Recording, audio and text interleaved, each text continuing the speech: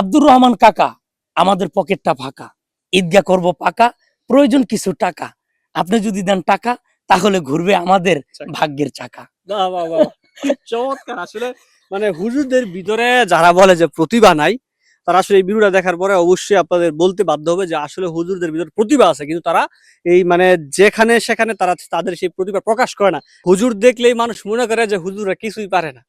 হুজুরদের ভিতরে যে প্রতিভা আছে, আমি একটু আপনাদেরকে দেখাই ভাই।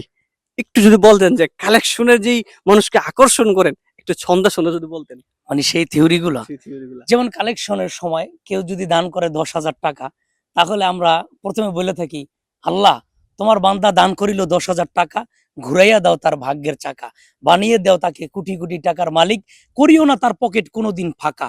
আল্লাহ তুমি তাকে তার নাম লিখিয়ে নিও জান্নাতের খাতায়, তার জান্নাত দিয়ে তুমি তাকে ছেড়ে দিও না একা, তুমি আর তোমার নবী জান্নাতে তার সাথে করে দিও দেখা।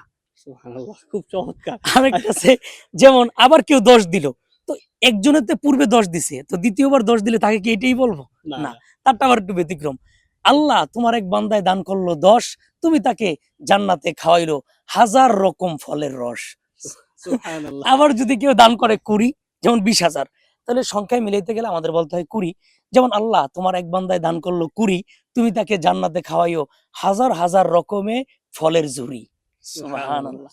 আবার যখন আমরা মসজিদে যেমন ঈদগাহ পাকা করার জন্য যদি কালেকশন করে থাকি, তাহলে কাকা, আব্দুর রহমান কাকা, আমাদের পকেটটা ফাঁকা, ঈদগাহ করব পাকা, প্রয়োজন কিছু টাকা, আপনি যদি দেন টাকা তাহলে ঘুরবে আমাদের ভাগ্যের চাকা। বাহ বাহ বাহ, কি চমৎকার। আসলে মানে হুজুরদের ভিতরে যারা বলে যে প্রতিভা নাই, তারা আসলে এই ভিডিওটা দেখার পরে অবশ্যই আপনাদের বলতে বাধ্য হবে যে আসলে হুজুরদের ভিতরে প্রতিভা আছে, কিন্তু তারা এই মানে যেখানে সেখানে তারা তাদের সেই প্রতিভা প্রকাশ করে না।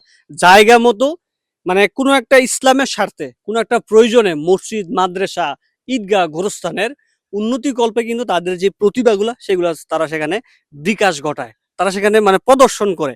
তো এই বলে মানুষ মনে করে যে আসলে হুজুরদের ভিতরে কোনো প্রতিভা নাই। এটা আদৌ কি ঠিক? আসলে যারা, আমরা তো দেখা যায় যে দুনিয়ার সব কাজের সাথে আমরা সংশ্লিষ্ট না, সেজন্য অনেকে মনে করে যে মনে হয় হুজুররা দুনিয়ার কিছু বুঝে না এবং তারা একদম মূর্খ। হুম, যারা এই জিনিসটা চিন্তা করে, আসলে সব থিওরি কিন্তু কোরআন হাদিস থেকে বের হয়েছে, হুম, হুম। এবং ইঞ্জিনিয়ারিং বলেন, আপনার ডক্টরি বলেন, সবকিছু কোরআন হাদিস থেকে। কিন্তু ওই মূর্খরা জানে না, এদেরকে মূলত বলা হয় জাহেলে মোরাক্কাব। তারা জানে না যে তাদের শিক্ষাটা মূলত কোথা থেকে বের হয়ে আসছে।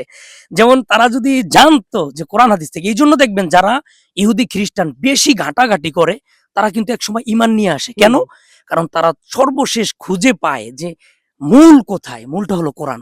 তো কোরআনের এলেমটা আমাদের কাছে আছে। তো আছে না, একটা কথা আছে না যে খালি কলসি বাজে বেশি। তো বড়া যারা কলসি। যারা একটু মনে করে নিজেদেরকে শিক্ষিত, ওরা মূলত খালি কলসি, ওরা বাজে বেশি। ওরা যদি আমাদের কাছে আসে, ব্যক্তিগতভাবে যদি আলোচনায় বসে, কানে ধইরা তওবা করে উইঠা তারপরে যাইতে হবে ইনশাআল্লাহ। ইনশাআল্লাহ, ইনশাআল্লাহ। তো দর্শক, এই ছিল আপনাদেরকে ছোট্ট একটা মানে হুজুরদের প্রতিভা প্রকাশ করাইলাম। তো আজকের মতো এখানে বিদায়। আসসালামু আলাইকুম ওয়া রাহমাতুল্লাহ।